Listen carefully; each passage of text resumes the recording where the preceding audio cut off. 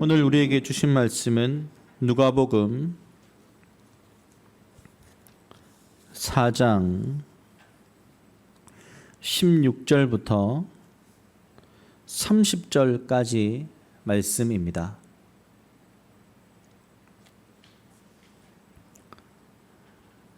누가복음 4장 16절부터 30절까지 말씀을 교독을 함께 읽도록 하겠습니다. 예수께서 그 자라나신 곳 나사렛에 이르사 안식일에 늘 하시던 대로 회당에 들어가사 성경을 읽으려고 서심해 선지자 이사야의 글을 들이거늘 책을 펴서 이렇게 기록된 데를 찾으시니 곧 주의 성령이 내게 임하셨으니 이는 가난한 자에게 복음을 전하게 하시려고 내게 기름을 부으시고 나를 보내사 포로된 자에게 자유를 눈먼 자에게 다시 보게 함을 전파하며 눌린 자를 자유롭게 하고 주의 은혜의 해를 전파하게 하려 하심이라 하였더라. 책을 덮어 그 맡은 자에게 주시고 앉으시니 회당에 있는 자들이 다 주목하여 보더라. 이에 예수께서 그들에게 말씀하시되 이 글이 오늘 너희 귀에 응하였느니라 하시니 그들이 다 그를 증언하고 그 입으로 나오는 바 은혜로운 말을 놀랍게 여겨 이르되 이 사람이 요셉의 아들이 아니냐. 예수께서 그들에게 이르시되 너희가 반드시 의사야 너 자신을 고치리라 하는 속담을 인용하여 내게 말하기를 우리가 들은 바 가버나움에서 행한 일을 내 고향 여기서도 행하라 하리라. 또 이르시되 내가 진실로 너희에게 이르노니 선지자가 고향에서는 환영을 받는 자가 없느니라. 내가 참으로 너희에게 이르노니 엘리야 시대에 하늘이 3년 6개월간 닫히어 온 땅에 큰 흉년이 들었을 때에 이스라엘에 많은 과부가 있었으되 엘리야가 그 중 한 사람에게도 보내심을 받지 않고 오직 시돈 땅에 있는 사렙다의 한 과부에게 뿐이었으며 또 선지자 엘리사 때에 이스라엘에 많은 나병 환자가 있었으되 그 중에 한 사람도 깨끗함을 얻지 못하고 오직 수리아 사람 나아만 뿐이었느니라. 회당에 있는 자들이 이것을 듣고 다 크게 화가 나서 일어나 동네 밖으로 쫓아내어 그 동네가 건설된 산 낭떠러지기까지 끌고 가서 밀쳐 떨어뜨리고자 하되 예수께서 그들 가운데 지나서 가시니라. 아멘. 이 시간에 예수 시대 10번째 말씀입니다. 예수님의 설교 세 번째로 목사님 말씀 증거해 주시겠습니다.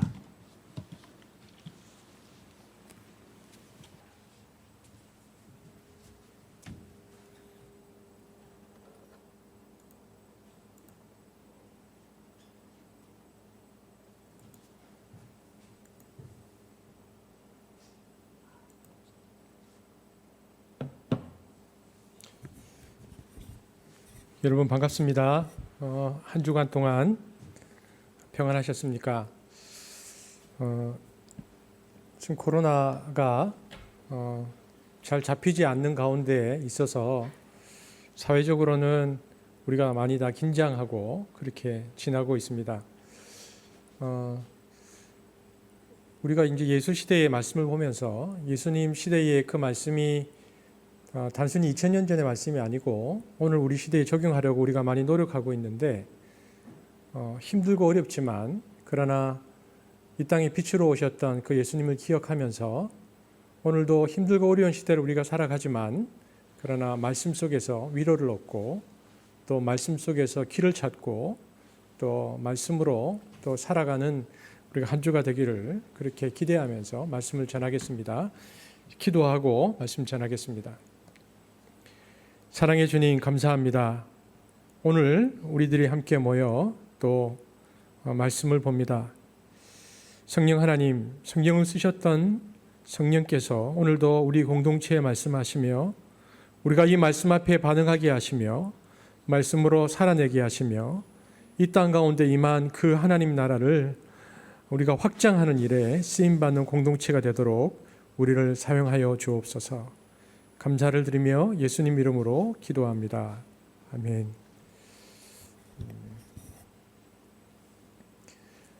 예수님은 공생의 초기에 주로 회당에서 말씀을 전하셨습니다. 15절도 예수님이 여러 회당에서 가르치셨다는 사실을 짚어주고 있습니다. 15절 말씀 한번 같이 읽어볼까요? 시작.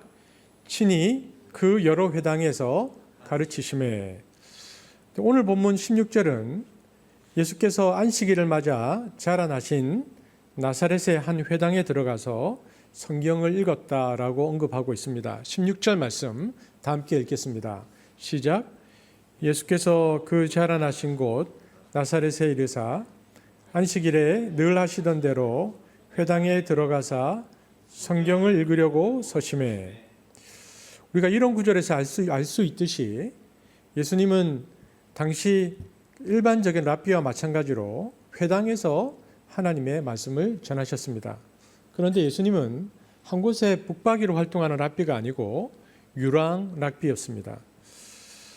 예수님께서 가신 회당은 과거 바벨론 포로 생활 당시 예배를 드리지 못했던 이스라엘 백성들이 자발적으로 모여서 예배를 드린 모임이 발전한 것입니다.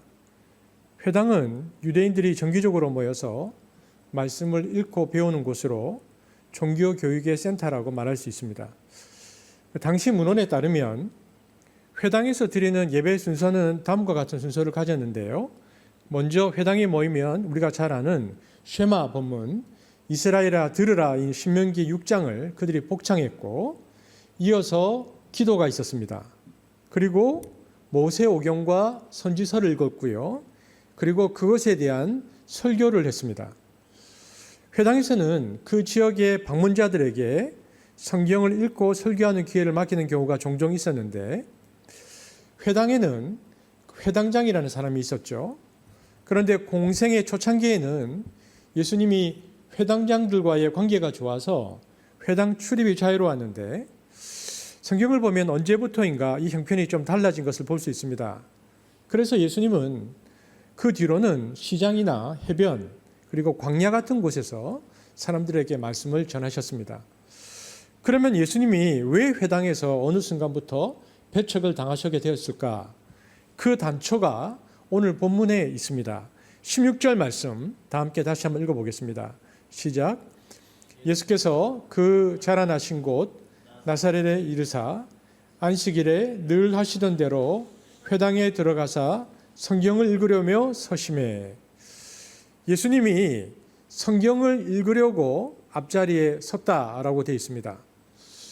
성경을 읽는 사람은 우리가 지난 2번에 걸쳐서 살펴보았지만 자신이 원하는 본문을 읽는 것이 아니라 그날에 정해진 본문을 읽었습니다.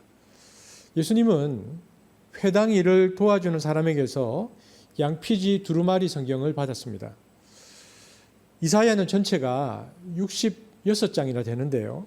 부피가 커서 여러 두루마리로 되어 있었는데 그 중에 한 권을 받아서 예수님이 읽게 된 것이죠. 그 부분이 우리가 지난 2주 동안 살펴보았던 이사야서 61장 1절 이하입니다. 공교롭게도 이사야서 61장 1, 2절이 메시아의 역할에 대한 메시지가 담겨있는 대목이었죠. 그래서 17절에 보면요 이렇게 되어 있죠. 예수님은 책을 펴서 이렇게 기록한 데를 찾으셨다라고 되어 있는데 마치 이것은 예수님께서 일부러 이사야서 61장 1, 2절을 찾으신 것처럼 보이지만 여기 쓰인 헬라어 원어가 우연히 만나거나 혹은 자연스럽게 발견하다는 휴레인이라는 단어를 썼기 때문에 예수님은 일부러 다른 본문을 찾아 읽으신 것이 아니고 자연스럽게 그날 정해진 이사야서 61장 1, 2절을 읽음으로 이것은 이 성경을 읽도록 하신 하나님의 섭리였다라는 것을 알 수 있습니다. 그러면 우리가 그동안 살펴보았던 이사야서 61장 1, 2절 오늘 본문에는 18절, 19절인데요. 이 말씀을 다 함께 읽어보겠습니다. 시작. 주의 성령이 내게 임하셨으니 이는 가난한 자에게 복음을 전하게 하시려고 내게 기름을 부으시고 나를 보내사 포로된 자에게 자유를, 눈먼 자에게 다시 보게 함을 전파하며 눌린 자를 자유롭게 하고 주의 은혜의 해를 전파하게 하려 하심이라 하였더라.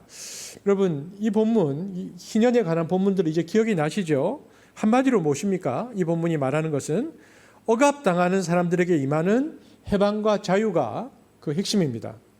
그것이 바로 메시아의 역할이고 그것이 바로 은혜라는 것이죠. 예수님은 두루마리 성경을 읽고 맡은 자에게 성경을 건네주셨다라고 되어 있습니다. 그러자 우리는 상상해 볼 수 있는데요. 회당에 있는 모든 사람들은 예수님께서 과연 어떤 말씀을 하실지 기대하며 주목했습니다. 오늘 본문에는 그 상세한 내용이 기술되어 있지 않지만 예수님은 이사야서 61장 1, 2절에 대한 설교를 충분히 하셨을 것입니다. 그리고 예수님은 이제 그 설교를 마무리하면서 그들에게 이사야 말씀을 전하시면서 뭐라고 말씀하셨습니까? 21절에 함께 읽어보겠습니다. 시작. 이 글이 오늘 너희 귀에 응하였느니라 하셨다. 여러분, 마틴 루터는 이 말씀을 이렇게 번역했습니다. 직역하면요, 오늘 이 성경의 말씀이 여러분의 귀 앞에서 성취되었습니다. 여러분, 이것은 무슨 뜻일까요? 이 말은 이사야의 글을 회중들이 단순히 귀로 들었다는 뜻이 아닙니다. 훨씬 더 깊은 의미가 있는데요. 결론적으로 무엇을 말하고 있는 것입니까? 이사야가 예언한 메시아가 바로 나라고 선포하고 있는 것입니다. 더불어 구약의 모든 말씀들이 예수님으로 인해서 성취될 것이라는 의미를 갖기도 했죠. 예수님께서 그렇게 말씀을 전하신 것입니다. 우리가 그 장면을 다시 한번 상상해 보기를 원합니다. 회당에 사람들이 모여서 쉐마 본문을 읽고 기도하고 찬송을 부리고 그리고 말씀을 듣고 있습니다. 그리고 예수님께서 이사야의 글을 읽는 것까지는 모든 것이 자연스러웠습니다. 문제는 예수님의 마지막 멘트였습니다. 이 글이 오늘 너희 귀에 응하였느니라. 사람들이 웅성거리기 시작합니다. 이사야의 신탁이 자신에게 성취되었다니? 도대체 이런 회개한 말이 어디 있나? 사람들이 술렁거리기 시작했습니다. 그래서 그곳에 모인 사람들의 반응에 대해서 누가는 이렇게 우리에게 전해줍니다. 22절 말씀 다 함께 읽어보겠습니다. 시작. 은혜로운 말을 놀랍게 여겨 이르되 이 사람이 요셉의 아들이 아니냐. 그들이 다 그를 증언하고, 여기서 증언하다는 말에 마루투레오의 원어적 의미는 칭찬하다라는 뜻을 가지고 있습니다. 그러므로 처음에는 이들이 예수님의 말씀에 큰 감탄을 하면서 은혜를 받았습니다. 칭찬을 한 것이죠. 그러다가 그를 증언하고 그 입으로 나오는 바 은혜로운 말을 곧 그 말씀을 들은 회당 사람들의 반응이 그 이후에 두 가지로 나뉘었다고 되어 있습니다. 첫째 반응은 무엇입니까? 놀랍게 여겨. 이것이 첫 번째 반응이고요. 두 번째 반응은 의심입니다. 이 사람이 요셉의 아들이 아니냐. 이렇게 딱 두 부류로 사람들이 나누어진다는 것입니다. 먼저 우리가 살펴볼 것은 놀라다입니다. 여기서 사람들이 첫 번째 보였던 반응은 놀라다라는 단어가 다오마조라는 단어인데요. 신약 성경에 모두 42번 쓰였습니다. 공간복음에서 주로 이 다오마조가 쓰였는데 언제 쓰였냐면 예수님께서 이적을 행하셨을 때 그 이적을 보았을 때 사람들이 했었던 반응이 다오마조입니다. 여러분, 이것이 무엇입니까? 이적은 사람들의 이성으로 해석이 안 되는 사건입니다. 그리고 반복되어 나타나는 경험 법칙의 바깥에서 나타나는 사건이죠. 그러니까 이성과 경험의 바깥 사건, 오늘날로 말하면 어떤 일입니까? 비과학적인 일, 과학적으로 해석되지 않은 사건이 나타날 때에 쓰는 단어입니다. 이때 사람들의 반응이 놀람입니다. 그러므로 이 놀람이라는 것은요, 인간의 한계를 드러내는 단어이죠.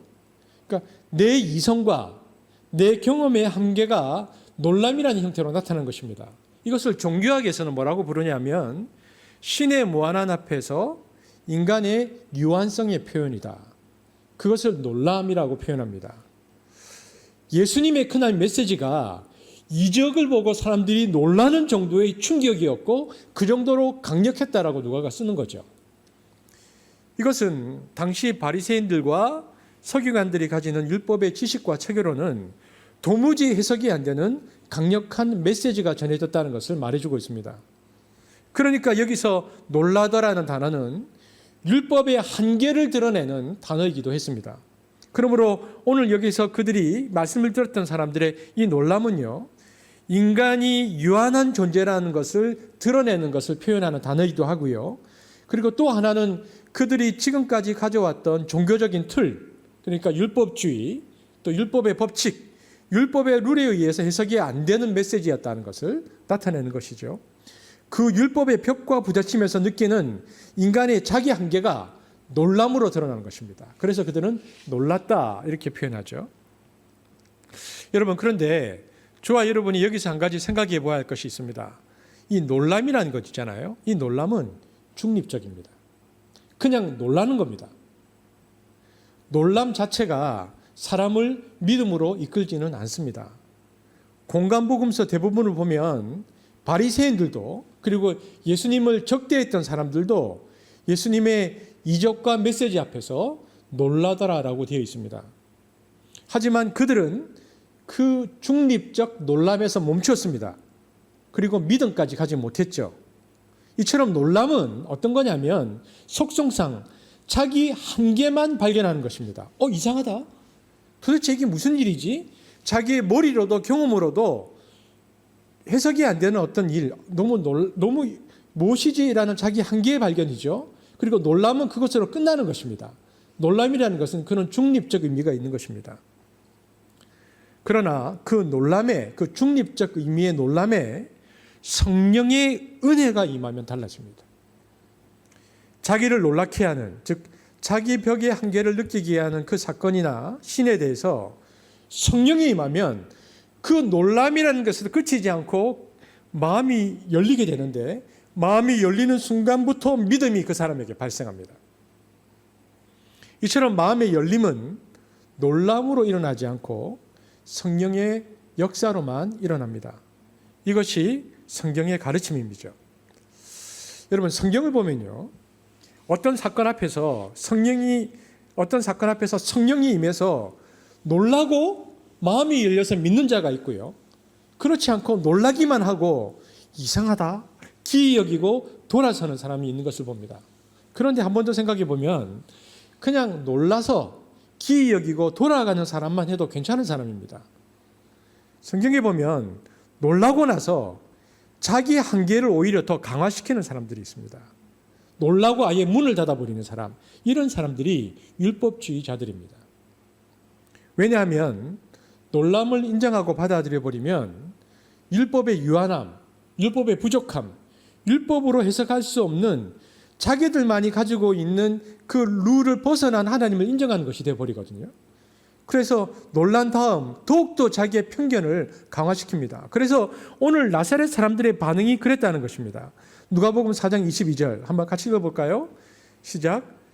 그들이 다 그를 증언하고 그 입으로 나오는 바 이 사람이 요셉의 아들이 아니냐. 이들은 딱 놀라고 마음을 닫습니다.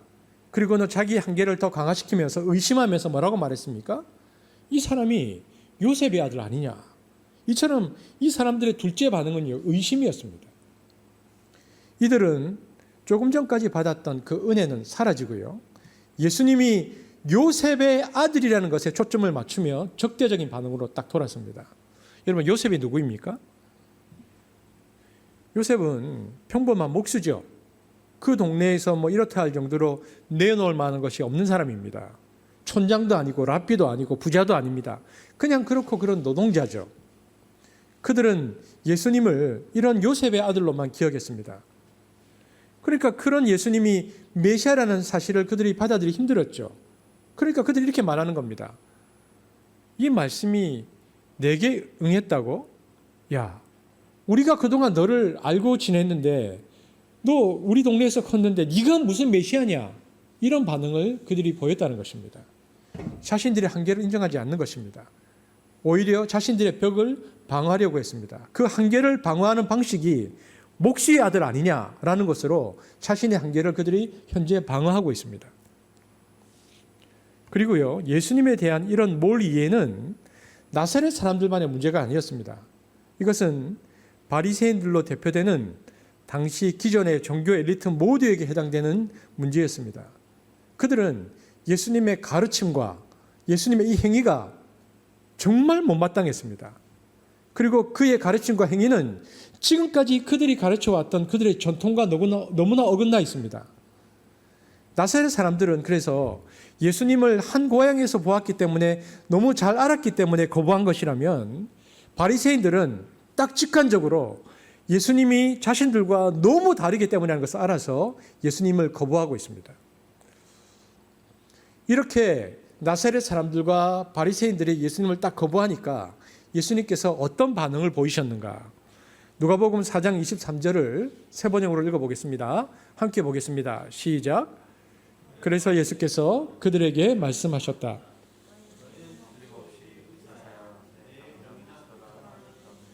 내게다 끌어대면서 우리가 들은 대로 당신이 가버나움에서 했다는 모든 일을 여기 당신의 고향에 있어서 해보시오 하고 말하려고 한다. 여러분, 성경을 보면요, 예수님은 가끔 신적 통찰력을 드러내시는데 그 방식이 굉장히 독특합니다. 그 방식 중에 하나가 뭐냐면 상대방이 마음에 있던 생각들을 확 끄집어내시는 거예요. 그러니까 속으로 생각했는데 그걸 겉으로 드러내시는 방식으로 신적 통찰력을 나타내셨는데요. 그들이 하고 놀라고 다음에 요셉의 아들 아니냐만 말했는데 주님은 그 뒤에 그들이 무의식적으로 중얼거렸던 소리를 드러내십니다. 너희들 지금 이 얘기를 하고 있지 않느냐? 그들이 지금 무슨 말을 했습니까? 의사야, 네 병이나 먼저 고치라는 당시의 속담과 격언을 중얼거리던 것을 주님께서 딱 캐치하셔서 지금 너희들이 속으로 그 생각을 하고 있다라는 것을 드러내셨습니다. 이 당시 유대인들은 진짜 의사, 그러니까 진정한 의사는 자신이 명의라는 것을 어떻게 증명해야 된다고 생각했냐면 자기 병을 먼저 고치는 것으로 증명하는 것으로. 그래서 자기 병을 직접 고쳐본 사람이 명의다라는 그런 속담이 있었습니다. 예수님은 그들을 향해서 너희가 지금 그 속담을 인용하면서 우리가 지금까지 들은 대로 당신이 가버나움에서 행했다는 그 모든 일, 그 기적을 여기 당신의 고향에서도 해보시오라고 너희들이 속으로 중얼거리고 있다고 말하는 것입니다. 이 말은 네가 진짜 메시아라면 의사가 자기 병을 자기 스스로 먼저 고쳐서 명의인 것을 증명하듯이 너의 문제점과 약점과 한계를 너무나 잘 알고 있는 고향 나사렛에서 목수의 아들로 자란 이 나사렛에서부터 네가 메시아라는 것을 먼저 입증해봐라. 그러면 우리가 그 속담처럼 그 의사가 명의인 것을 인정하는 것처럼 우리도 너를 메시아로 인정해 줄 수 있다라고 중얼거리고 있다는 것을 예수님께서 드러내셨다는 것입니다. 나사렛 사람들은 나사렛에서부터 지도를 보면 한 30km 정도 떨어진 이쪽으로 떨어졌죠. 가버나움에서 예수님께서 귀신을 쫓으셨고 중풍병 걸린 사람이 회당 지붕을 뚫고 내려왔다가 주님이 고치셔서 자기 침대를 들고 갔다라는 소문을 이미 들어서 예수님께서 나사렛에 도착하시기 전에 그 소문이 이미 나사렛에 퍼져 있었습니다. 그리고 지금 그들이 예수님의 이 메시아 앞에서 그래서 보인 반응은요, 이사야서 61장 1, 2절의 말씀을 인용하면서 그것이 지금 성취되었다, 그게 중요한 게 아니고 가버나움에서 행했던 기적을 자신들의 눈앞에서 보여달라는 것입니다. 그래서 먼저 자기 몸을 고친 의원처럼 메시아임을 입증해라. 그러면 우리가 믿겠다고 그들이 속으로 중얼거렸는데 예수님께서 그 말씀을 확 드러내셨죠. 여기에 우리의 오늘 본문의 오늘 설교의 첫 번째 적용점이 있습니다. 여러분, 나사렛 사람들에게 반응이라는 것은 그들의 반응일 뿐만 아니라 오늘 설교를 듣고 하고 있는 저와 여러분의 우리들의 반응이기도 합니다. 사람들은 누구든 예수를 향해서 저 사람이 요셉의 아들 목수다라고 말한 것처럼 신에 대해서 다 나름의 정돈된 생각을 가지고 있습니다. 여러분, 무신론자조차도 그렇습니다. 여러분, 무신론도 과학적으로 입증할 수 없죠. 유신론도 과학적으로 입증하지 못합니다. 둘 다 신념 체계일 뿐입니다. 그러니 무신론이라는 것도 유신론과 똑같은 하나의 종교적 신념에 불과합니다. 이것을 사람이 가지고 있는 전제 편견이라고 부르죠. 그러니까 이스라엘 백성들은 예수님이 나사렛 출신이며 요셉의 아들이라는 선입견과 편견으로 인해서 그 복음을 받아들이지 못했고, 그들은 그 선입견과 편견을 가지고 예수님을 십자가에 못 박은 것처럼 우리도 우리 나름대로 유신론자든 무신론자든 다 나름대로 신에 대해서 자신이 가지는 생각과 선입견과 편견이 있다는 것입니다. 여러분, 그러면 편견뿐입니까? 나사렛 사람들에게는요, 영적 욕구, 그러니까 종교적 욕망도 있었습니다. 뭐냐면 신이 그 욕구를 채워주면 신으로 인정하겠다. 가버나움에서처럼 지금 여기서 이적을 행하면 내가 믿겠다고 말했습니다. 즉 신이 나의 필요를 채우고 위기에 빠졌을 때마다 구원해 주면 내가 그 신을 인정하고 따를 것이다. 여러분, 이처럼 인간은 보편적으로 신에 대해서 두 가지 반응을 보입니다. 하나는 신에 대한 자신들 나름대로의 생각입니다. 유신론자든 무신론자든. 또 하나는 신에 대한 종교적 욕망, 욕구죠.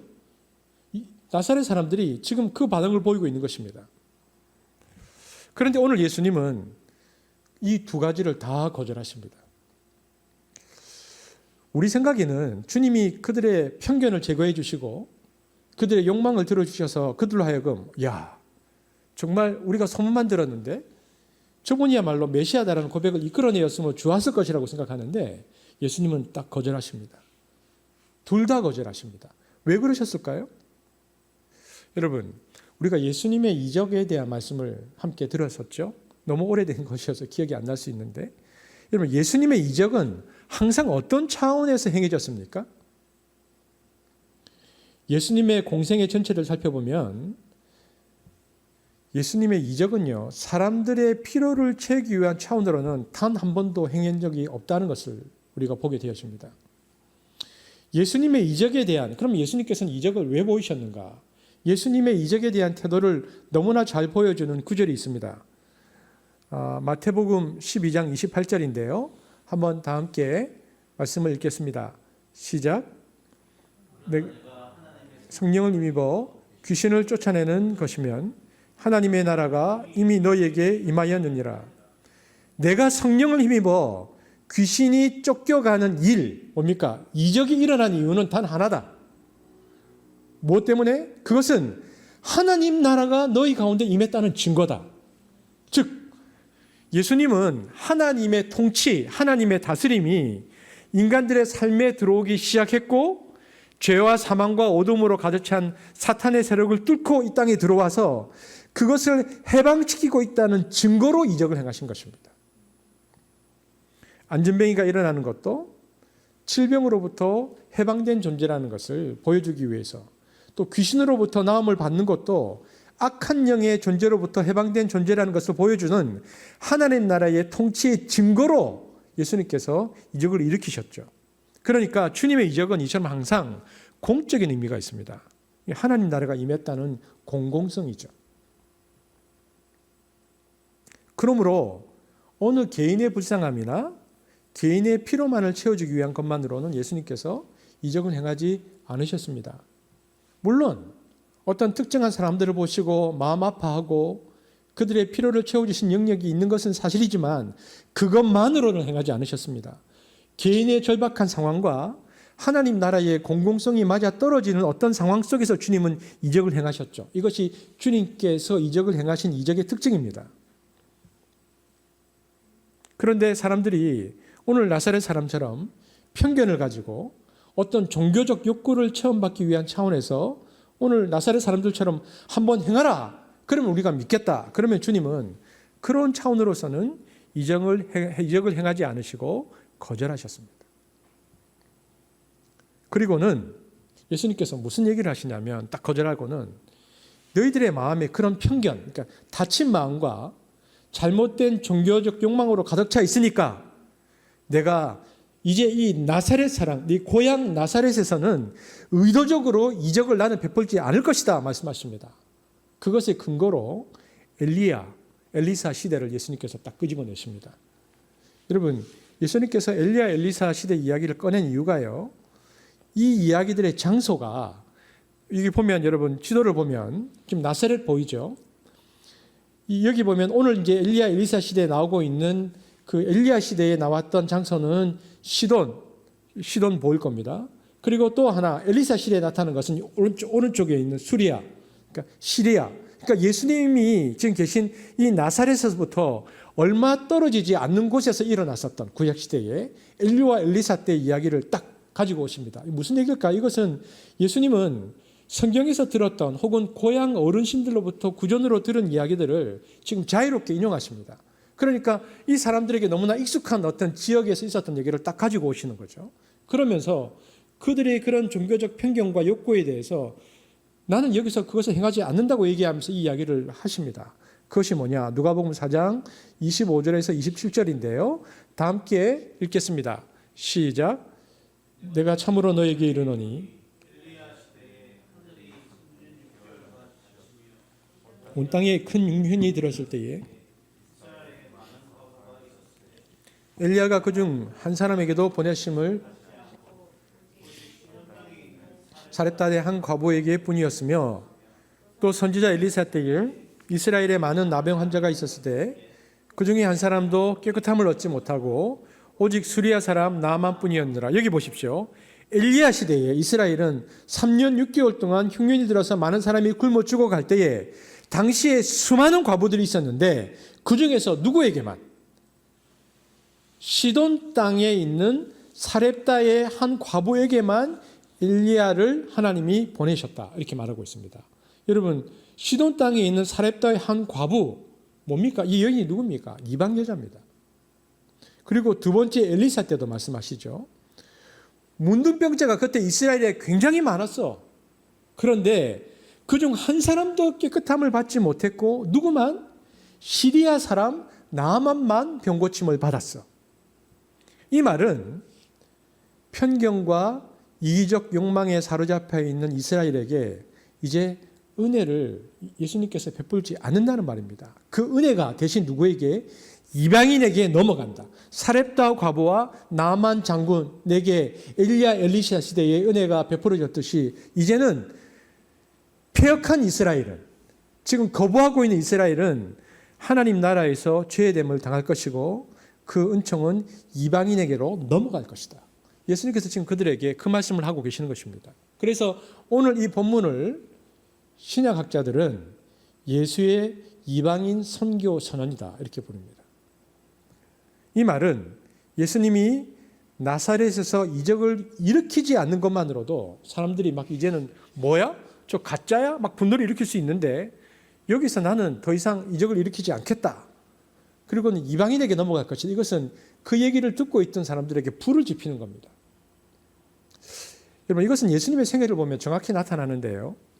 예수님은 십자가에 못 박히기 전까지는 계속해서 유대인들을 중심으로 복음을 전하셨습니다. 제자들 70인을 파송할 때에도 마태복음 10장 5절 6절 한번 같이 읽어보겠습니다. 시작.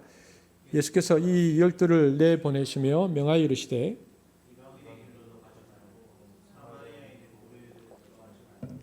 오히려 이스라엘 집에 잃어버린 양에게로 가라.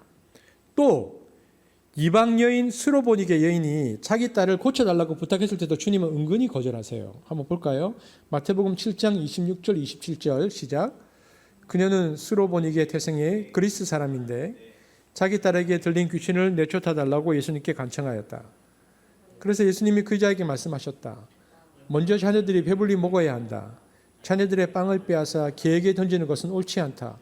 예수님이 지금 먼저 유대인이다 라고 말씀하신 듯한 뉘앙스의 말씀을 하십니다. 이처럼 예수님은 십자가에서 죽기 전까지는 이방인을 가끔씩 구원하셨지만 중심은 유대인에게 두셨습니다. 그런데 부활하신 이후에 바뀝니다. 뭐라고 얘기하십니까? 부활하신 후에 땅끝까지 가라. 세상 모든 민족과 열방들에게 가라. 너희는 가서 모든 민족을 제자로 삼으라. 그러니까 예수님이 이방인 선교로 완전히 이제 바뀌시는데요. 유대인에서 이방인 선교로 완전히 바뀌어서 선언하시게 된 계기가 무엇일까요? 유대인들이 예수님을 죽이는 사건입니다. 유대인들이 예수님을 십자가에 못 박는 사건이 하나님 나라의 대방향 전환이 일어나는 계기입니다. 그러니까 유대인들의 배척의 정점은 예수님을 십자가에 죽이는 것으로 클라이막스에 이르고요. 그 사건을 계기로 해서 복음은 이방인에게로 방향을 바꿉니다.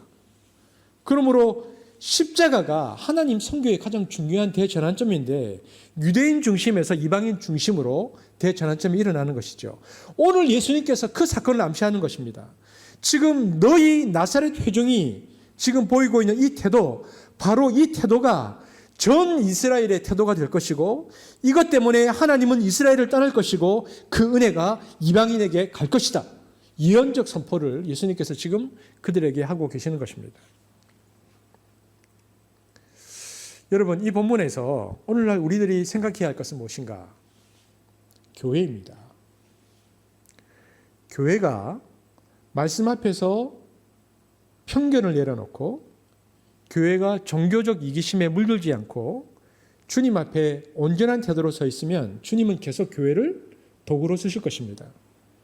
교회를 통해서 은혜를 베풀고 이적도 나타나고 계시를 드러낼 것입니다.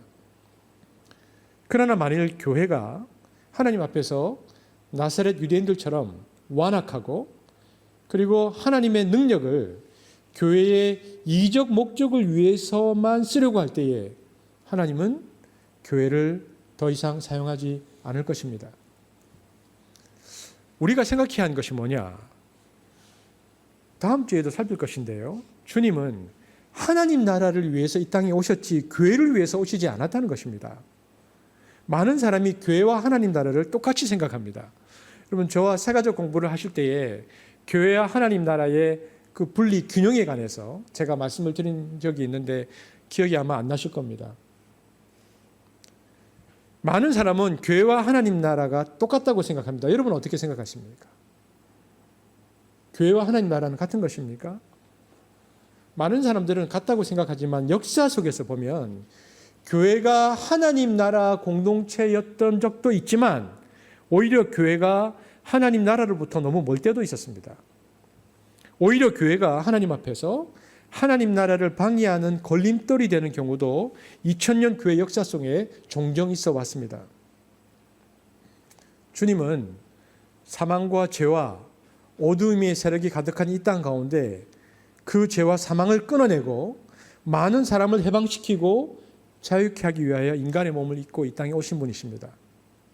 그리고 이제는 예수님께서 오시기 전까지는 사단이 통치했지만 예수님이 오시고 난 이후부터는 사단의 통치가 아니고 하나님의 통치를 누리고 그 통치에 순종하고 살아가는 하나님 나라의 백성을 이 땅 가운데 편만케 하고 온 세상이 그와 같은 나라가 되게 하기를 위한 목적을 가지고 먼저 죄의 사슬을 끊는 일에 초점을 두셨기 때문에 이 땅에 오셔서 초림 때에는 예수님께서 뭐 하셨습니까? 십자가에 죽으셨습니다. 그래서 근원적인 죄의 세력을 파괴했고요. 마침내 그분은 부활하셨죠. 하나님 나라의 온전한 임함을 위해서. 이렇게 주님은 하나님 나라를 위해 오신 분이시기 때문에 교회만을 위해서는 역사하지 않으십니다.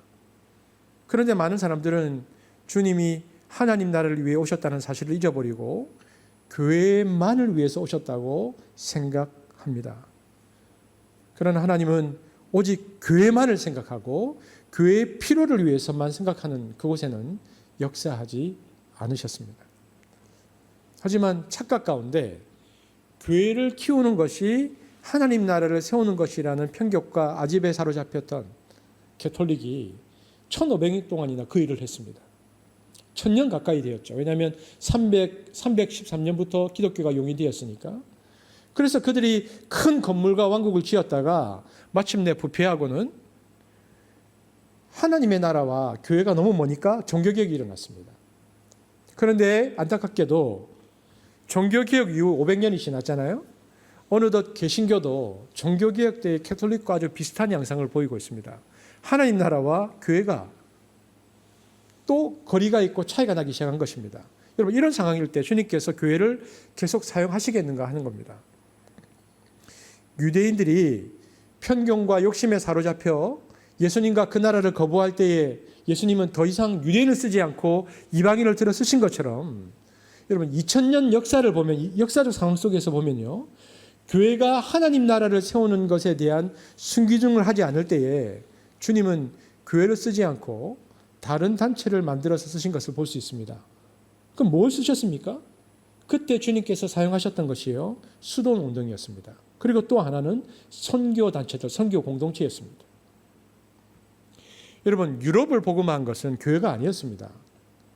그러니까 이전에 그 유럽인들, 우리가 아는 바이킹 선조들, 이 사람들을 이제 그 이탈리아 사람들은 이 사람 바바리안이라고 불렀거든요. 그들이 하는 말이 버버버버버 이렇게 들렸으니까 그냥 바바리안이라고 불렀는데 여러분 이 바바리안을 복음화한 것은 지중해 연안, 그러니까 그리스와 로마 안에 갇혀 있었던 기독교, 교회 지도자들, 주교들이 아니고 평신도들이 주님께 헌신해서 스스로 교회에서 벗어나서 이 바바리안 마을에 들어가서 새로운 공동체를 빚어냈는데, 만들어냈는데 그것이 바로 수도원입니다. 이들은 수도원을 세우고요. 유럽의 바바리아인들에게 복음을 전하기 시작했습니다. 수도원 선교 시대가 열린 거죠. 그래서 AD 4세기부터 AD 8세기까지 그 유명한 유럽 선교가 시작되고 끝납니다. 이때는 하나님께서 교회를 쓰지 않으셨고요. 수도원을 들어 쓰셨습니다. 여러분 우리에게 잘 알려진, 우리에게 한 번쯤 들어봤을 법한 수도원 두 가지가 뭡니까? 우리가 들어보았을 법한 수도원, 베네딕 그리고 도미닉 두 가지 수도원 한번 들어보셨을 겁니다. 모든 수도원의 가치의 근간이 되는 베네딕이라는 수도원이 있었는데 그 수도원의 근간이 되는 규칙이 만들어졌죠. 베네딕 규칙. 베네딕 규칙은 세 가지가 있습니다. 첫 번째는 청빈, 두 번째는 순결, 그래서 독신을 주장했고, 세 번째는 순명, 수도원장에게 순명하라 하는 걸 강조했죠. 청빈, 순결, 순명이면 수도원의 근간이 청빈, 순결, 순명이었던 것은 당시 교회 상황이 무엇다는 것입니까? 청빈하지 않다. 부패했다는 것이죠. 부를 가지고 있었고 순결하지 못했다. 도덕적으로 타락했다는 것이고, 순명, 그러니까 권위가 무너져 있었다는 것을 보여주고 있습니다. 그러니까 수도원 운동이 일어나서 그 하나님 나라에 근접한 일들을 한 거죠. 그리고 베네딕 말고 그 뒤에 나온 도미닉 수도원은요, 이교도들과 이단의 개종에 굉장히 힘을 썼었던 선교원입니다. 수도원인데 특별히 이단이 막 일어나니까 이단들로부터 교회를 지키기 위해서 학문을 연구했고요. 영적으로 성숙했기 때문에 수도사들이, 특별히 도미닉 수도사들은 엄청나게 공부했습니다. 그래서 그곳에서 훌륭한 설교자들이 너무 많이 나왔는데, 그래서 도미닉은 설교자들의 수도회다라고 불리기도 합니다. 이곳에서 중세 유명한 신학자들, 우리가 다 아는 신학자들이 도미닉 수도원에서 다 배출되죠. 그래서 수도원을 통한 복음이 전파되기 시작하는 것입니다. 그러나 우리에게는 수도원이 좀 낯설죠. 왜냐하면 우리에게 수도원이 낯선 이유는 종교개혁 이후에 마틴 루터를 중심으로 수도원 운동을 단조시켰기 때문에 오늘날 개신교회는 수도원보다는 기도원이 익숙하죠. 여러분 18세기에서 19세기 맥락에는요, 기존 개신교 교회들이 하나님의 선교에 응답하지 않고 계속 그들 속에 머물러 이르려고 했을 때 누가 일어났습니까? 윌리엄 캐리나 허드슨 테일러 모두 다 교회 도움을 받지 못하고요, 홀로 선교지로 가서 새로운 공동체를 만들어 선교 사역을 시작했는데 그것이 모두 선교 단체들입니다. 이처럼 교회가 완악해지면 하나님은 교회를 쓰지 않습니다. 새로운 공동체를 빚으셔서 하나님 나라의 그 일들을 계속하셨다는 것입니다. 하지만 교회든 수도원이든 신앙은 일대, 그러니까 30년의 가치를 지속하기가 어렵습니다. 그래서 그것도 완악해지면 주님은 이제는 세상 속으로 직접 들어가셔서 선교하십니다. 교회를 통해서, 그러니까 미션 에클레시아도 하지 않으시고요, 선교단체를 통해서도 선교하지 않으시고, 하나님께서 이제는 그 모두도 막히면 직접 선교하신다. 이 개념이 오늘날 우리가 말하는 미시오 데이, 하나님의 선교라는 개념입니다. 하나님이 교회의 이름으로나 선교의 이름으로가 아닌 사회와 세속의 이름으로 비종교적 형태로 인간의 세계로 들어가서 종교성을 띠지 않고 인간 세계에 하나님의 뜻을 펼치시는데, 그때 일어난 일들이 뭡니까? 사회 개량 혹은 문화 혹은 혁명이 일어나면서 세상이 바뀐다는 겁니다. 그러니까 비종교적 형태로 세속안에서 하나님의 미션을 감당하시는 하나님, 그때 사용된 사람들이 혁명가들이었고 교육가들이었고 사회개혁가들이었다는 거죠. 어떤 사람들은 어떻게 비종교적 형태로 일어나는 역사의 변화에 대해서 하나님께서 개입할 수 있는가? 하나님의 개입을 믿지 않는 사람들이 있는데 이것은 철저한 이원론입니다. 이들은 교회가 아니면 하나님이 일하지 않는다라고 생각하는 사람들이죠. 아닙니다. 우리는 하나님이 교회 안에서도 높임을 받으시지만 교회 바깥에서도 계속 주님이라는 사실을 알고 인정해야 합니다. 하나님은 교회만 다스리는 분이 아니라 세상의 모든 영역을 다스리는 만왕의 왕이시라는 것을 인정해야 하는 것이죠. 그러므로 우리가 편견의 수건을 쓰고 나사렛 회둥처럼 우리에게도 이적을 행해보라는 그런 이기적인 종교적 욕구에 가득 찬 공동체가 되어가면요, 하나님은 우리를 떠나시고 우리를 사용하지 않는다. 하나님은 더 이상 우리들에게 자신을 드러내지 않는다는 사실을 우리는 이 기독교 2000년의 역사에서 볼 수 있습니다. 만약 그럼에도 불구하고 교회의 공동체가 끊임없이 자신들의 종교적 욕구에 가득 차 있고 편견에 가득 차 있으면 결국 교회는 경건의 형식만 남고 경건의 내용은 사라집니다. 건물은 화려해지고 의식은 장엄해지는데 더 이상 성령의 임재가 없는 것입니다. 이러면서 교회는 해골처럼 껍데기만 남는 겁니다. 우리는 이것을 역사 속에서 수없이 보아왔습니다. 그리고 이것이 오늘날 한국 교회의 위기이기도 합니다. 그러면 하나님은 이런 위기 속에서 더 이상 역사하지 않으신가? 우리가 조금 전에 살펴보았던 것처럼 그렇지 않다는 것입니다. 하나님은 새로운 공동체를 사용하시거나 세상 속으로 들어가서 계속해서 하나님은 역사하십니다. 왜냐하면 아직도 하나님은 세상에서 하나님 나라를 세우기 위해서 하셔야 할 일들이 많고 구원해야 할 사람들이 많이 있기 때문에 그러합니다. 그러니까 만약 우리가 어떤 형태로든 하나님께 쓰임받고 있다면요, 그것은 은혜입니다. 왜냐하면 하나님은 우리가 아니더라도 얼마든지 하나님의 선교를 이루실 수 있는 분이신데 그럼에도 불구하고 우리를 붙들고 우리와 함께 하신다면 그것은 전적 은혜인 것이죠. 이렇게 예수님께서 이방인 선교에 대한 선언을 하시니까 사람들이 여기에 대한 회당에 있는 사람들의 반응이 무엇이었는가? 누가는 이렇게 말합니다. 누가복음 4장 28절 29절 함께 읽겠습니다. 시작.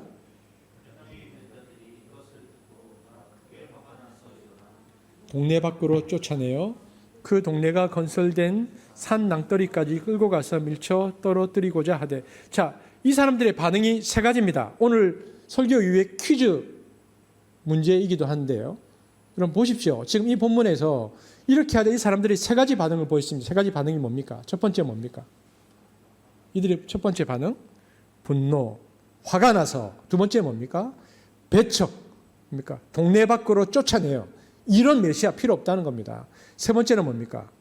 산 낭떠러지로 끌고 가서 밀쳐 떨어뜨리고자 하되 살해, 죽이자. 이런 놈은 죽이자. 일종의 멍석마리와 비슷한 생각을 한 것입니다. 상대 못할 종자가 나타났다라고 그들이 판단한 거죠.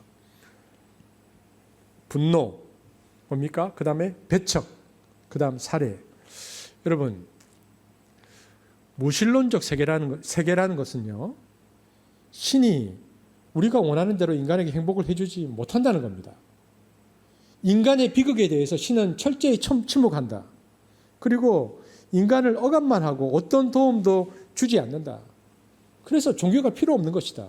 그리고 억압만 하고 도움도 주지 않고 철저히 침묵하는 그 신에 대해서 분노하는 거죠. 그리고 이런 신은 아예 없다는 것이 낫다고 생각하고 인간의 삶에서 신을 내쫓는데요. 그렇게 해서 비종교화가 일어나는 겁니다. 비종교화에서 멈추냐, 더 나아가서 뭐라고 말합니까? 신을 아예 죽여버리자. 그래서 무신론의 신학, 사신론이 등장하는 겁니다. 신은 죽었다. 프레드리크 니체가 신은 죽었다고 선포하죠. 이것이 모든 시대의 인간이 보이는 반응입니다. 이런 거죠. 우리 입맛에 맞지 않고 우리 생각대로 작동되지 않는 신이라는 것은 있을 필요가 없다는 분노와 배척과 살육입니다. 오늘날 세계는 모두 신에 대해서 이런 태도를 보입니다. 사람들이 기독교를 향해서 이렇게 말하죠. 너희들이 부르짖는 신이 어디 있느냐? 이전에는, 근데 지금은 뉘앙스가 좀 달라요.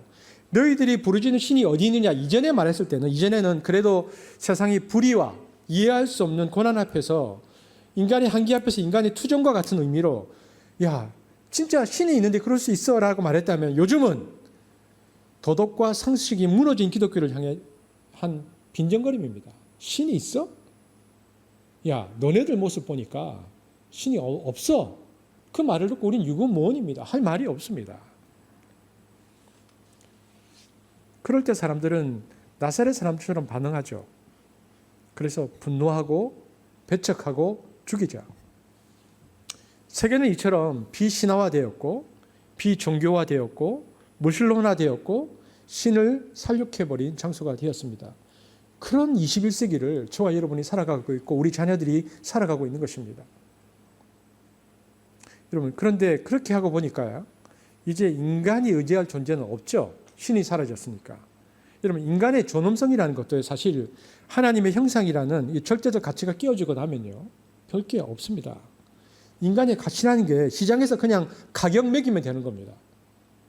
우리 몸값이라는 용어를 우리가 너무 잘 알고 어느새 익숙해졌잖아요. 오늘날 인간의 운명은 인간에 의해서 결정되지 않습니다. 시장에 의해서 결정됩니다. 시장의 효용 가치에 따라서 인간의 가격이 결정되고 인간에 대한 정책이 결정됩니다. 그러니까 부와 돈과 번영을 위해서 인간을 얼마든지 희생시킬 수 있다는 논리가 작동되는 세상에 이미 우리는 들어와 있는 겁니다. 그러니까 이런 인간 살육, 하나님 형상 살육, 신을 살육하는 문화 속에서 우리가 살고 있다는 것을 우리는 인지해야 합니다. 나사렛 사람들은 그래서 어떻게 합니까? 예수를 죽이자고 결정하죠.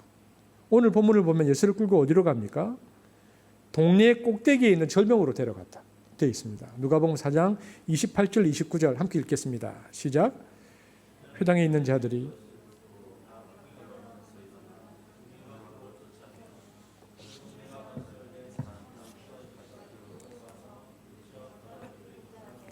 여러분, 이 구절을 통해서 실제 예수님의 고향 나사렛이 어떤 동네인지 알 수 있습니다. 여러분, 어떤 동네 같습니까? 부산에 가면 이런 동네 많이 있는데, 여러분, 어떻게 마을이 낭떠러지 위에 조성될 수 있습니까? 이것은 말 그대로 산동네, 완전 산동네죠. 그만큼 가난하고 낙후된 지역이라는 얘기입니다. 그리고요, 그 낭떠러지는 아마 예수님이 어렸을 때 친구들과 함께 많이 놀던 곳이었을 겁니다. 그 산동네에 있는 아이들이 뭐 연탄재 발로 차고 어릴 때 놀던 그런 장소, 그 낭떠러지인데, 예수님은 이 성난 고향 사람들의 힘에 밀려서 강제로 낭떠러지로 끌려갑니다. 예수님을 떨어뜨리려고 벼랑으로 끌고 갔는데, 그 예수님께서 설교하셨던 나사렛 회당에서 벼랑까지는 실제로는 꽤 거리가 있는데 사람들이 그 거리를 끌고 간 거죠. 그런데 이런 반응 앞에서 우리 주님은 어떻게 행하셨는가?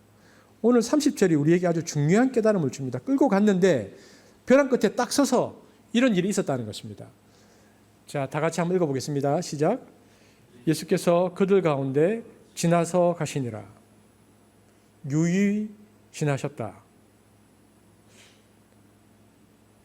매우 독특한 사건입니다. 이게 어떤 영화의 한 장면 같아요. 처음 그들이 막 예수를 막 와 해서 끌고 가려고 할 때 왜 이래? 라고 예수님이 싸우셨다면 막 그곳에서 나사렛 회당 쪽에서 혼란이 일어났겠죠. 근데 끌려가실 때는요, 무력하게 그냥 끌려가셨어요, 예수님께서. 그런데 벼랑 끝에서 이제 딱 밀려고 하니까 갑자기 신적 권위가 나타나셨습니다. 신성이 드러나는 순간이죠. 그러자 사람들의 분노와 살육이 이상하게 그 순간에 맥을 못 추고 눈을 부릅뜨고 돌을 들고 예수님을 죽이려는 그들 사이로 주님이 지나가시는데 아무도 못 막습니다. 예수님께서 그들 사이를 마치 홍해가 갈라지듯이 유유히 그냥 지나가셨다라고 성경에 기록되고 있습니다. 자, 여러분, 이것을 어떻게 보아야 합니까? 정말 한번 질문해 보고 싶네요. 여기 계신 분 중에 어떤 분에게 물어봐야 될까? 이 장면을 어떻게 보아야 하는 것입니까? 두 가지 가능성이 있죠. 유유히 지나가려면 어떻게 해야 됩니까? 지나가려고 하면 두 가지 가능성이 있는데, 첫 번째는 예수님의 초월, 무리가 올 때 짠 하고 주님이 사라지는 겁니다. 그렇잖아요. 영적 초월. 여러분, 그런데 한국 사람들은 이걸 정말 좋아합니다. 위기를 만나면요, 골방 가서 다 기도만 하려고 합니다. 이게 영적 초월입니다. 그러니까 말씀을 듣고 말씀이 우리에게 요구하는데 이걸 다 철학화시키고 원리를 뽑아내서 전부 다 관념화시킵니다. 그러니까 지식인들이 되게 좋아해요. 관념적 초월이죠. 그래서 현장이 우리 신앙생활이 없어집니다. 이게 SF 신앙입니다. 짠 하고 없어져 버리는 겁니다. 두 번째, 또 지나갈 수 있는 방법 뭡니까? 정말 질문해 볼까요? 두 번째는 어떻게 하면 지나갑니까? 현실적 함몰. 예수님이 그들과 싸우는 겁니다. 절벽 끝에서 이제 헐크와 같은 힘을 발휘하셔가지고 싸우는 거 두들겨 패고 유유히 지나가는 겁니다. 이게 현실적 함몰이죠. 그러니까 영적 초월, 짠 하고 사라지거나 현실적 함몰, 현실에서 막 싸워서 지나가는 방법. 그런데 오늘 본문을 보면 주님은 영적 초월이나 현실적 함몰, 이 양극단을 택하지 않으시고 제3의 방법을 택하셨다라고 본문이 되어 있습니다. 이거 굉장히 어려운 방식인데 어떻게 하셨습니까? 분노하는 사람들을 짠 하고 이렇게 건너뛰지도 않았고요. 그들과 멱살 잡고 싸우지도 않았습니다. 어떻게 되어 있다고 성경이 뭐라고 되어 있습니까? 그들 가운데로 지나가셨다. 이것을 신학자들은 역사적 초월이라고 부릅니다.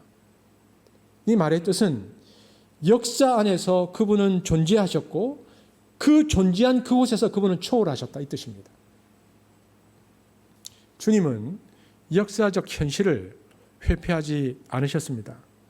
분노와 살육과 배척이 있는 현장 속으로 들어가셨습니다. 그리고는 그 현장 속에서 보통 사람 같으면 함몰이 되어서 막 그 안에서 싸우거나 무슨 일이 일어나야 되는데 함몰되지 않고 역사적 초월이라는 방식을 그분은 그곳에서 택하셨습니다.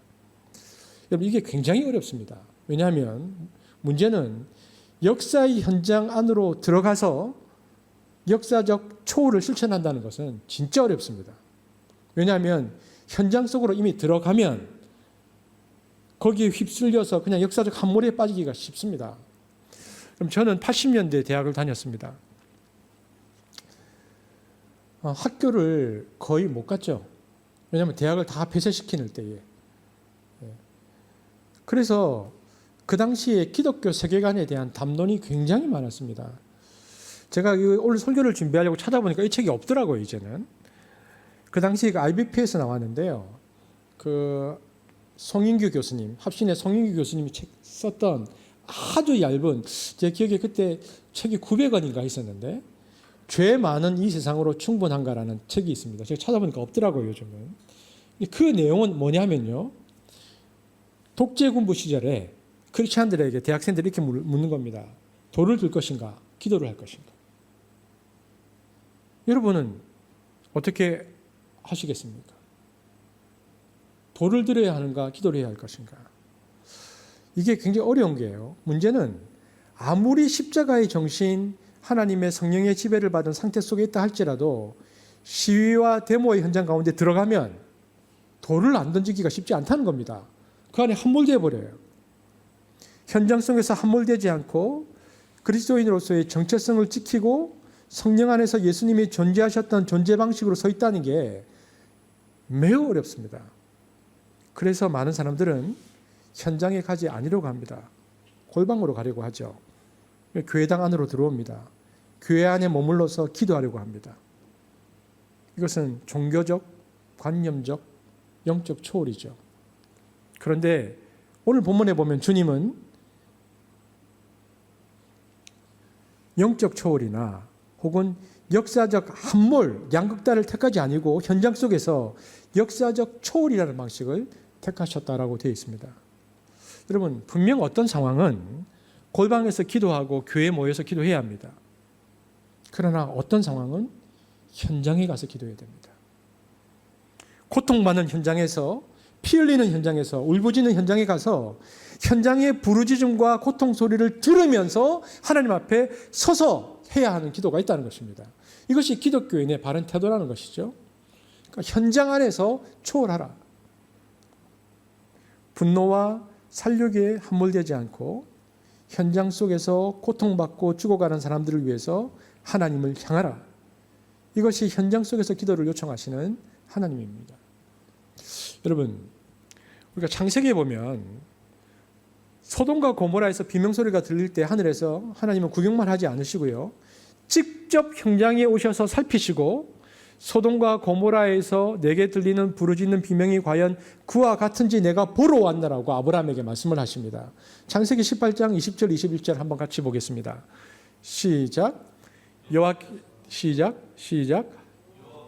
또 이르시되 소돔과 고모라에 대한 부르짖음이 크고 그 죄악이 심히 내가 이제 내려가서 부르짖음과 같은지 그렇지 않은지 내가 보고 알려 하노라. 여기 보니까 부르짖음. 그런데 멀리서만 듣지 않으시고요, 내가 과연 그런가 내가 보려고 그 안으로 오셨다고 말하고 있습니다. 출애굽기 2장 제일 마지막에 보면 이스라엘이 파라오의 그 잔혹한 노동에서 신음하고 있을 때 하나님이 그들의 비명소리를 들으시고 아브라함과 이삭과 야곱과 세운 언약을 기억하사 자기 백성을 돌아보셨다라는 단어가 계속해서 반복됩니다. 출애굽기 2장 23절에서 25절 한번 같이 읽겠습니다. 시작. 애굽 왕은 죽었고 이스라엘 자손은 고된 노동으로 말미암아 탄식하며 부르짖으니 그 고된 노동으로 말미암아 부르짖는 소리가 하나님께 상달된지라. 하나님이 그들의 고통 소리를 들으시고 하나님이 아브라함과 이삭과 야곱에게 세운 그 언약을 기억하사 하나님이 이스라엘 자손을 돌보셨고 하나님이 그들을 기억하셨더라. 그들의 소리를, 고통 소리를 들으셨고요, 세운 언약을 기억하셨고요, 그래서 그 자손을 돌보시기 위해서 하나님께서 자기 백성을 직접 찾아오셨다라고 성경이 말하고 있습니다. 그래서 고통당하고 울부짖는 백성에게 본인이 직접 현장에 찾아오시는 사건이 일어났는데, 그 사건이 이게 출애굽기 2장에서 3장에 보면 어떤 사건이 일어납니까? 가지떨기 나무에 불이 떨어지는데 가지떨기가 안 타는 겁니다. 그러니까 목자 노릇하던 그 80세의 모세가 이상하다고 가서 보고는 거기서 직접 오신 하나님을 만나는 겁니다. 하나님의 신방입니다. 그리고 하나님께서 모세에게 말씀하십니다. 모세야, 바로에게 가라. 내가 너와 함께 가겠다. 하나님께서 직접 이스라엘 백성을 이제 형성하셔서 만드실 때에 내가 같이 가겠다. 그러니까 모세는 신방하신 하나님을 만나서 그 하나님과 함께 지팡이를 붙들고 함께 자기 백성과 신방 갑니다. 가시떨기에서 모세를 만나신 하나님은 모세와 함께 이스라엘을 신방하십니다. 이스라엘을 돌보셨다라는 그 단어가 신약 성경에는 신방, 비지트로 번역됩니다.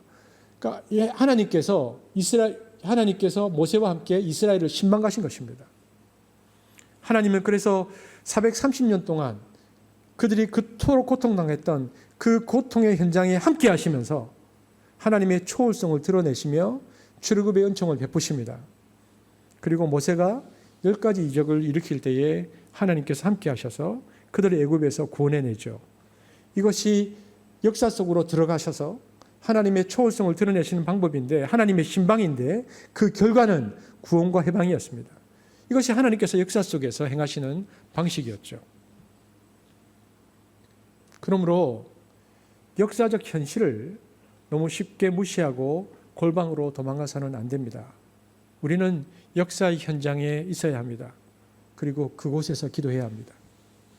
그리고 바로 그 역사의 현장 속에서 이스라엘 백성들처럼 하나님의 살아계심을 요구해야 됩니다. 하나님께서 이 역사 속에서 들어오셔서 하나님의 그 초월성을 드러내달라고 요구해야 하는 것이죠. 종교적 행위를 통한 회개에 그치지 말고 자신이 처한 자리에서 군인은 군인대로, 세리는 세리대로 보편적 정의를 실천하는 것이 참된 그리스도인의 자세인 것처럼 역사 안에서 역사를 통치하고 사람들을 통치하시는 그 하나님의 현존이 임하는 사회가, 나라와 민족이 되기를 바로 그 현장에서 기도해야 하는 것입니다. 그리고 소외되고 약한 자들의 아픔을 어루만지시는 역사가 일어날 것이라는 믿음과 확신을 가지고 우리는 그곳에서 하나님의 임하심을, 하나님의 신방하심을, 오셔서 초월하심을 드러내기를 기도해야 하는 것이죠. 이것이 주님이 우리에게 요구하시는 사람들 속으로, 사람들 사이로 라는 주님의 메시지입니다. 지나가시더라.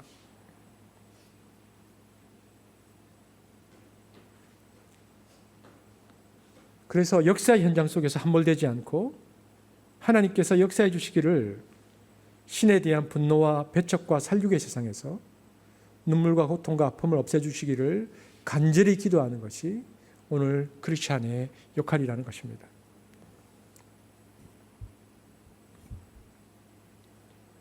하나님의 살아계심이 우리의 삶의 현장에, 그리고 그 삶의 현장에서 하나님께서 역사해 주시기를, 그 눈물과 고통과 아픔을 그분께서 없애주시기를 역사의 현장에서, 삶의 현장에서 기도하는 한숲이 되어지기를, 그 하나님의 나라를 경험하는 한숲이 되어지기를 주님의 이름으로 축복합니다. 기도하시겠습니다. 하나님, 이 말씀 앞에서 주님이 세상에 대해 가지신 태도를 알게 하셔서 감사합니다. 2000년 역사의 현장을 보면 어떤 아픔과 어려움의 대가를 치르더라도 주님처럼 하나님의 임재를 부르짖는 신실한 종들이 있었습니다.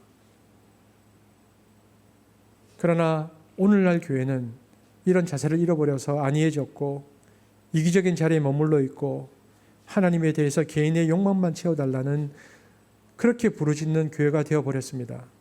그래서 세상에서 고통당하는 자들이 교회에 대해서 희망을 버렸고 등을 돌렸고, 그리고 세상으로부터 외면받고 있습니다. 주님, 이런 시대에 우리가 어떻게 살아야 할지에 대해서 깨닫게 하시고 행동하게 하시고 삶의 방향을 바꾸도록 도와주옵소서. 늘 고통받는 사람들과 억울한 사람들과 살육당하는 사람들의 자리에 함께 서 있기를 두려워하지 않는 그리스도인이 될 수 있도록 성령께서 역사하여 주옵소서. 감사를 드리며 예수님 이름으로 기도합니다. 아멘.